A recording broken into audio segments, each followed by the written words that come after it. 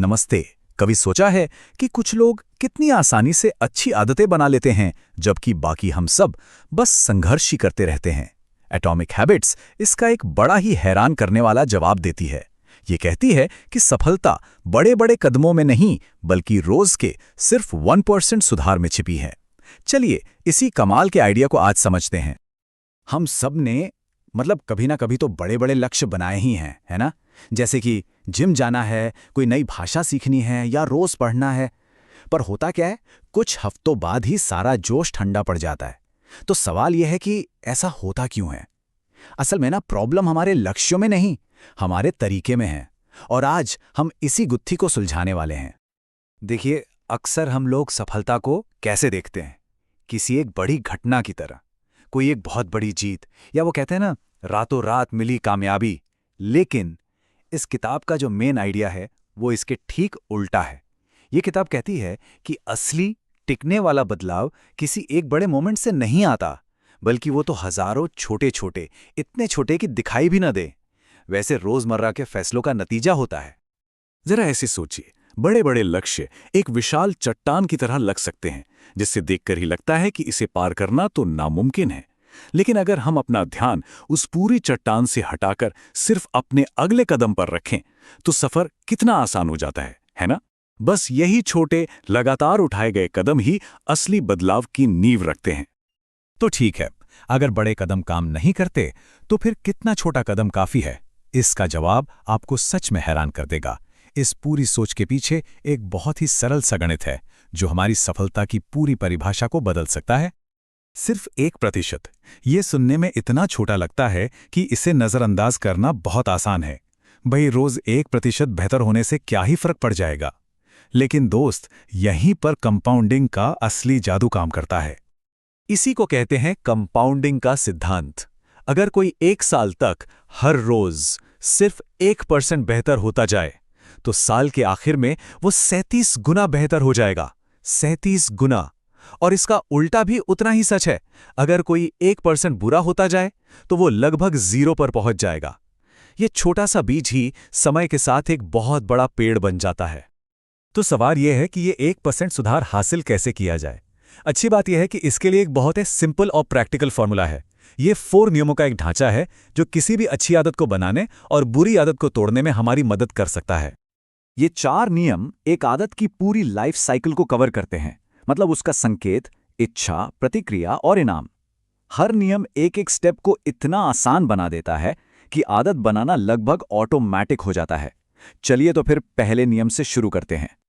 पहला नियम है, इसे स्पष्ट बनाओ। हमें लगता है कि हम अपनी विल पावर, अपनी इच्छा शक्ति से चलते हैं, लेकिन सच तो यह है कि हम अपने माहौल से कहीं ज्यादा प्रभावित होते हैं। अगर अच्छी आदत का इशारा ठीक हमारी आंखों के सामने होगा, तो उसे शुरू करने की संभावना अपने आप कई गुना बढ़ जाती है। ये उदाहरण देखिए।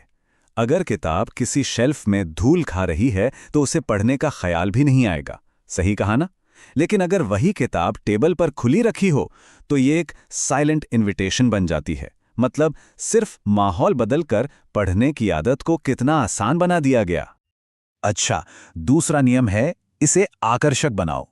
देखिए, हमारा दिमाग उन कामों को करने के लिए ज्यादा तैयार रहता है जिनसे उसे किसी इनाम की उम्मीद होती है। तो अगर हम किसी नई आदत को किसी ऐसी चीज से जोड़ दें जो हमें पहले से ही पसंद है, तो हमारा दिमाग धीरे धीरे उस नई आदत को भी पसंद करने लगता है। तीसरा नियम शायद सबसे ज्यादा प्रैक्टिकल है, इसे आसान बनाओ।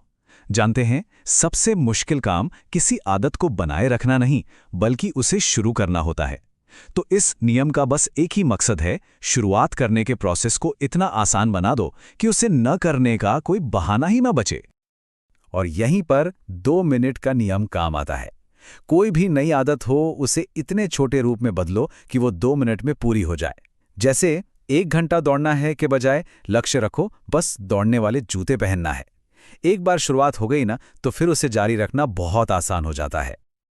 और चौथा और आखिरी नियम है, इसे संतोषजनक बनाओ। देखिए, बुरी आदतें हमें तुरंत मजा देती हैं, भले ही उनके नतीजे बाद में बुरे हों। और अच्छी आदतों के साथ उल्टा है, नतीजे अच्छे होते हैं पर मजा देर से मिलता है।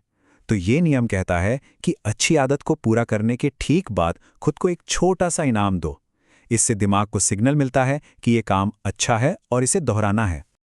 ये जो 4 नियम हैं, ये सिर्फ कोई ट्रिक्स नहीं है, ये एक सिस्टम बनाने के टूल्स हैं। और यहीं पर एक बहुत बड़ा माइंडसेट शिफ्ट आता है। सफलता मोटिवेशन से नहीं, बल्कि एक अच्छे सिस्टम से मिलती है। यहाँ एक बहुत गहरा फर्क है। लक्ष्य ये नहीं है कि एक किताब पढ़नी है, ये तो एक नतीजा है। असली लक्ष्य ये है कि एक पाठक बनना है, ये एक पहचान है। जब कोई अपनी पहचान पर ध्यान देता है तो वो अपने आप वो काम करने लगता है जो उस पहचान को साबित करते हैं। हर बार जब एक पन्ना भी पढ़ा जाता है तो इस बात का सबूत दिया जा रहा होता है कि हाँ, मैं एक पाठक हूं। ये लाइन इस पूरी किताब का सार है। प्रेरणा या मोटिवेशन वो एक भावना है जो आती जाती रहती है, उस पर भरोसा नहीं किया जा सकता। लेकिन एक सिस्टम यानी हमारी रोज की आदतें वो हर मौसम में काम करती हैं। अगर सिस्टम सही है तो मोटिवेशन का इंतजार करने की जरूरत ही नहीं पड़ती। तो इन सभी बातों का निचोड़ क्या है? अगर इस पूरे विश्लेषण से सिर्फ एक बात याद रखनी हो तो वो ये है, टिकाऊ बदलाव जबरदस्ती पत्थर तोड़ने जैसा नहीं है। ये तो एक एक पत्थर को सही जगह रखकर एक मजबूत इमारत बनाने जैसा है।